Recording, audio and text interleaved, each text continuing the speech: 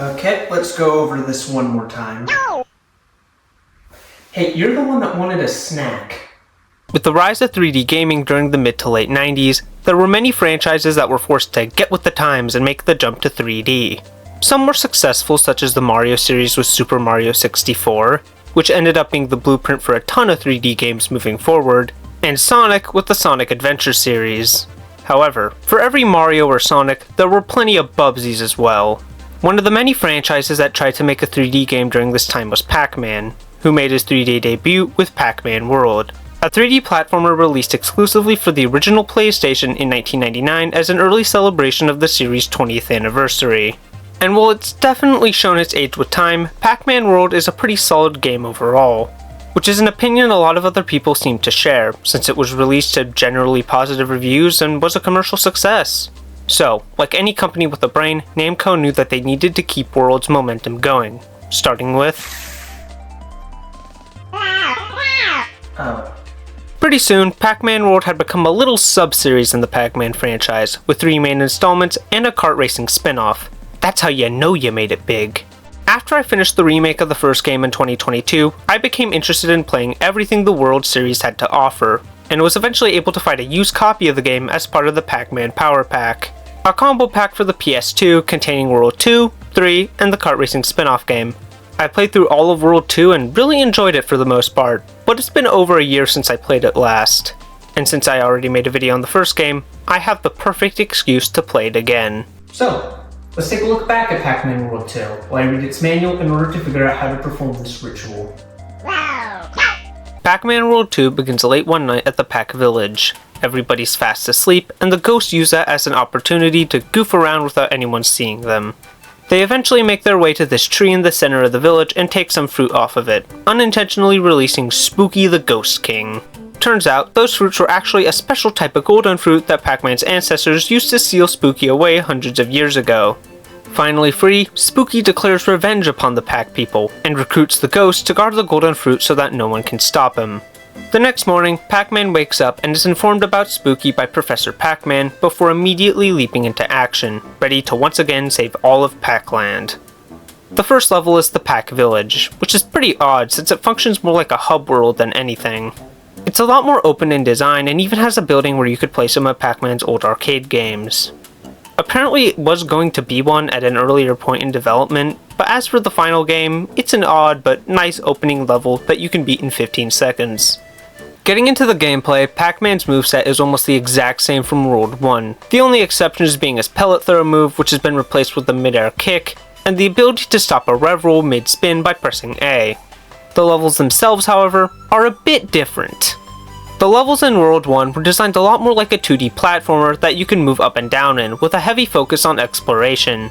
You could collect fruit and other items in order to open doors and passages within levels, some of which were optional and gave you access to things such as power-ups and Galaxians that take you to traditional Pac-Man mazes, but there were also plenty of times where collecting items was required to beat the game, such as the keys used to rescue Pac-Man's family. That's still here to some extent, but the levels of World 2 play a lot more like a traditional 3D platformer, with the main goal being to just get to the end. And the fruit is only really here for completionists. In addition to fruit, there's also these collectible golden coins with the Namco logo on them that can be used to unlock arcade games I mentioned earlier in the Pac Village after getting a certain amount of them. I went after these a lot. Not because I wanted to unlock any of them, these arcade games are more common than air at this point, but because they were cool and shiny. Galaxians are still here, although the mazes that they take you to are a bit different from World 1's. That difference being, they're Pac-Man mazes. Just Pac-Man mazes. The first game put different stage hazards and gimmicks in each maze that corresponded to the world they were from. World 2 was runes themed with lava, so the hazard there is magma rocks. World 3 is space themed, so there's lasers Pac-Man needs to avoid. You get the idea. The mazes in this game don't do that. They still look different depending on what world you're in, but it's just to set each maze apart from one another visually.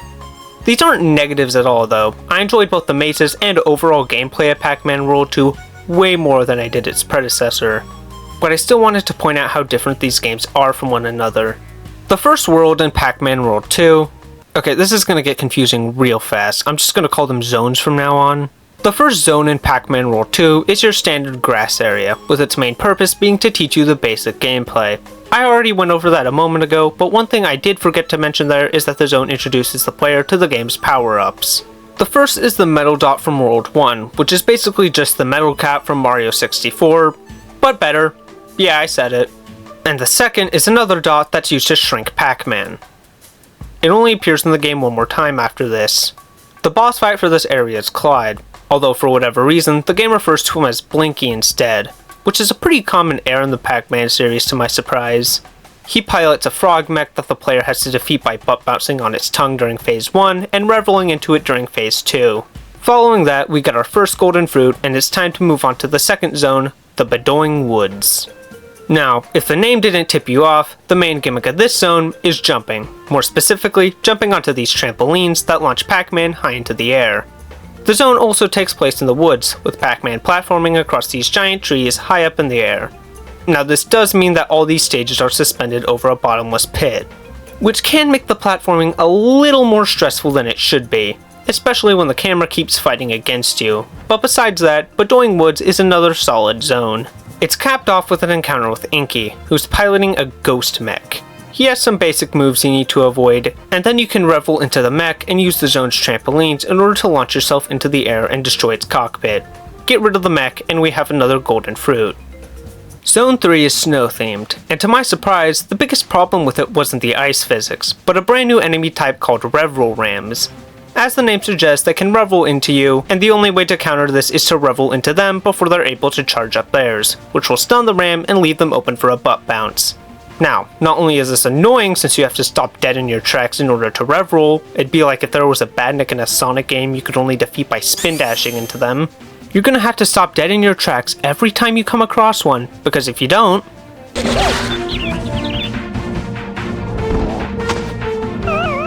that happens! Thankfully, the Revel Ram don't appear as often after level 1 of the zone, and the devs must have thought that the normal platforming might have been getting stale at this point, since levels 2 and 3 shake up the gameplay a bit.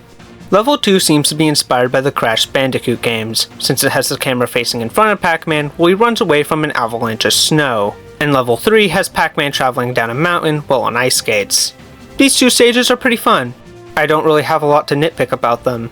It can be pretty hard to avoid obstacles during the ice skating level, but that's all I could think of, and it's more of a skill issue than a game design issue. The boss fight here is Pinky, who's piloting the same mech as Inky in Zone 2, which makes it pretty much the exact same boss fight. The only difference between their mechs besides their looks is that hers launches snowballs that, much like the Revel Ram, can send you flying off the stage. The dialogue during this fight, as well as the opening cutscene, seem to suggest that she has a crush on Pac-Man, which surprised me when I played the game for the first time, since I thought that was something they made up for Pac-Man in the Ghostly Adventures. Break her heart, and we have another golden fruit. Zone 4 is volcano themed, and probably my least favorite so far.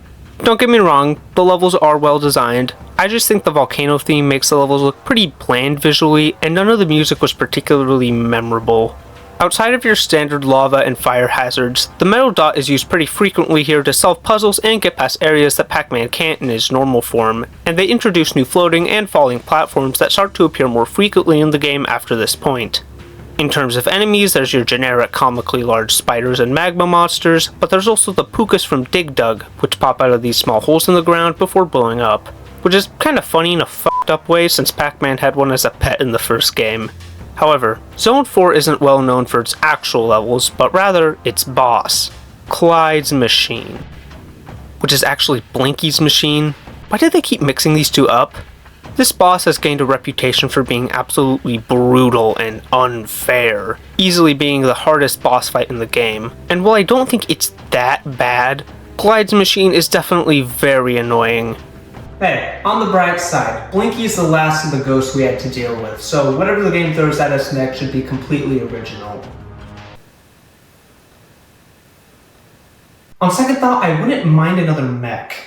Zone 5 revolves around Pac-Man traveling the ocean floor. You know, according to concept art, these levels were apparently added pretty late into development, and after playing them, yeah, these definitely feel like last-minute additions. Levels 1 and 2 have Pac-Man swimming along the ocean floor while avoiding obstacles and enemies. I wouldn't exactly call these levels good. Pac-Man swims automatically and his steering is very slow, which makes it hard to react to incoming obstacles, but while they're not that great, they're definitely tolerable. Levels 3 and 4 on the other hand, Professor Pac shows and introduces us to his brand new invention, the PAC-Sub, which we use in levels 3 and 4 in order to make it through some murky waters and eventually fight the ghost for the final golden fruit. These levels suck. The sub controls just fine, but the level design is either boring with nothing happening or frustrating with a bunch of enemies on screen, which would be fine if there was a decent way to attack them, but there isn't. The sub comes with some missiles you can launch, but there's a limited amount of them you can launch at a time, they're laughably slow, and they don't lock onto enemies, so you're going to need a really good aim in order to land a hit. I've beaten this game on original hardware before, I know that you can complete these stages with enough trial and error, but I just didn't want to go through all this again and started using save states in order to finish the levels faster. Worst part of the game, hands down.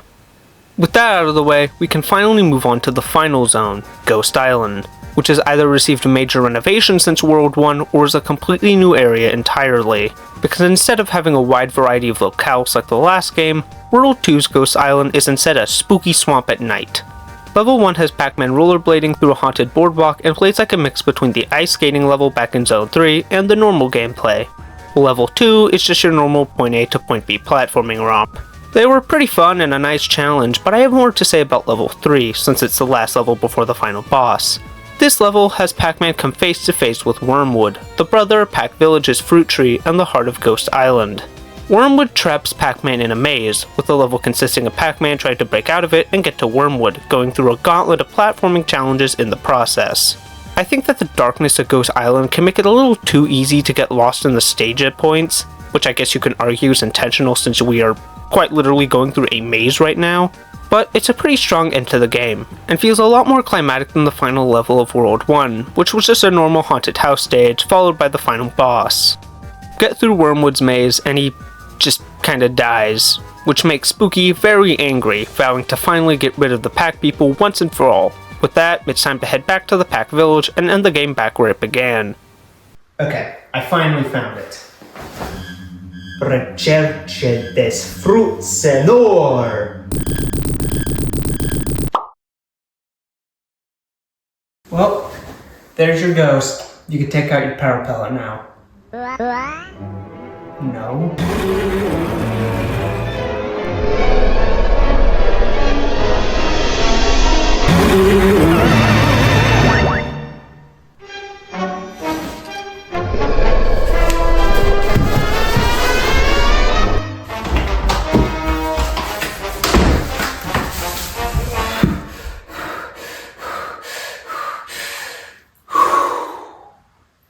Pac-Man places all of the golden fruit back onto the tree, but in one last attempt to remain free, Spooky casts a spell that lifts the tree and all of its surrounding terrain into the air. Pac-Man uses the golden fruit to turn into Super Son, I mean Golden Pac-Man, and with that, it's time for our final showdown with Spooky.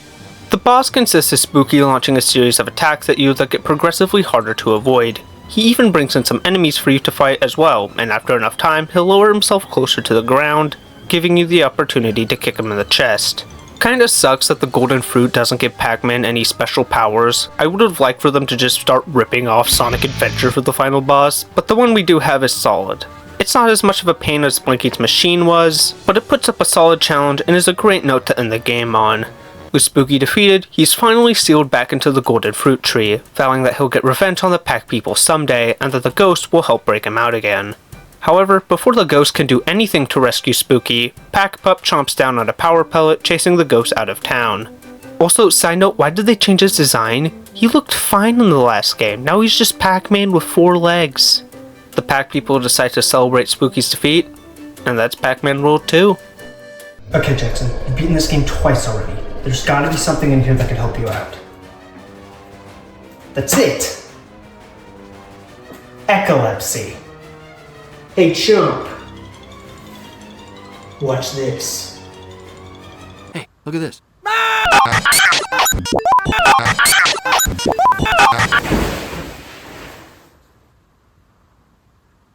Oh wow, that actually worked. Pac-Man World 2 is an amazing game and a major improvement over its predecessor. World 1 is still good, but it suffered from a lack of polish and an unbalanced difficulty, especially in the boss department. Thankfully, the game's remake from a couple of years ago fixed a lot of these issues in my opinion. But even then, I still think World 2 is the better game at the end of the day.